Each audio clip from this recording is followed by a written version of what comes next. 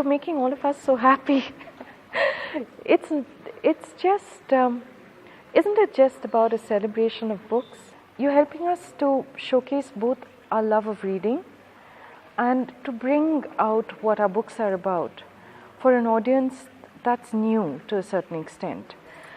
Because you're on the internet again, what happens is that the spread is different. There's a permanence to the internet. People keep saying that it's fleeting, and I don't think it's true. I think it's actually a medium that encourages stories and storytelling.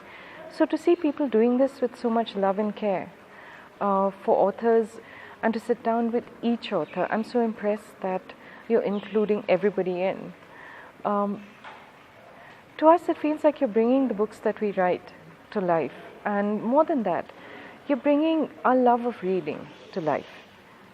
People keep saying that this generation doesn't read, and I don't think that's true. I think that they're just in search of the right books.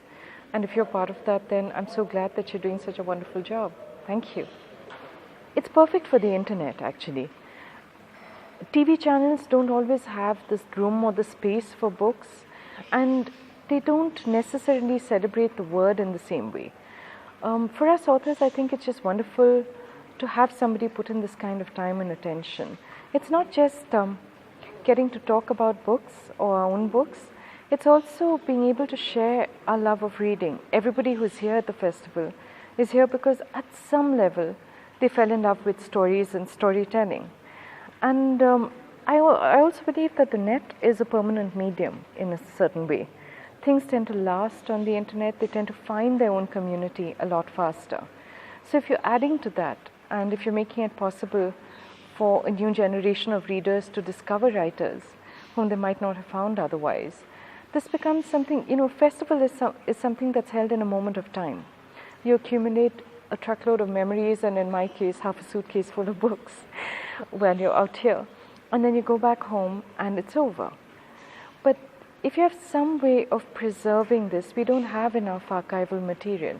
And if you're having conversations with people like, as I said, Ashoka Mitran and Sachidanandan and Nobunita Dev Sen, and a lot of people who don't necessarily make it to the English media print space as often as they should, then what you're doing has an archival quality to it that's really precious.